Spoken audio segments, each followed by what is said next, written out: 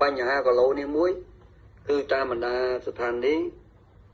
តែខុសគីឡូមួយសិស្សខ្ញុំគឺមានបញ្ហាមួយខ្ញុំដែរគឺភាគច្រើនហើយដូចកំសងដើរថតគ្រប់ស្ថានីយ៍ទៅគឺខ្ញុំនិយាយគីឡូសម្រាប់ពេលខ្ញុំតែខ្ញុំនិយាយគីឡូ60ចុះគឺ60ចុះអត់អាចលើសបានទេតែគាត់ថាកីឡាករបច្ចុប្បន្ននេះគាត់ពិបាកដោយសារការវឹកហាត់មកដល់ពេលនេះខ្ញុំនិយាយដល់ពិតខ្ញុំនិយាយមកយូរហើយស្តង់ដារដែលខ្ញុំបង្ហាត់នេះគឺខ្ញុំបង្ហាត់របៀបជាដាក់ប្រាក់ដូចអន្តរជាតិចុះ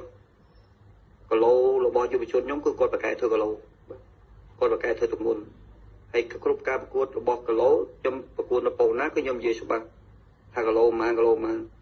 រណីខ្លះខ្ញុំអត់យកតាមច្បាប់របស់សហព័ន្ធទេខ្ញុំសុំគីឡូស៊ីនរបស់ខ្ញុំគាត់ថាខ្ញុំវាគីឡូ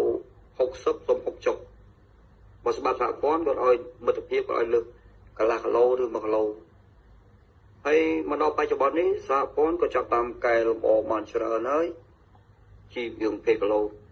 តែចាប់តាបណ្ដាក្លឹបបណ្ដាក្លឹបគាត់ការដូចថាការមើលខុសត្រូវវាមានផ្សេងគ្នាដូចសម្រាប់ក្លឹបខ្ញុំ1គីឡូគឺដូចកំសងដើរថតតាមបណ្ដាស្ថានីយ៍អញ្ចឹងគឺនិយាយមកណាគឺមិនដឹងហើយគឺអត់មានលុយតែក៏មានតាមបណ្ដាក្លឹបខ្លះគឺគីឡូនិយាយអត់ពិតនិយាយច្បាស់ដូចនិយាយគីឡូ60មក62តែអញ្ចឹងបបាឲ្យម្ចាស់កម្មវិធីបបារឿងឈឺក្បាលគីឡូហ្នឹង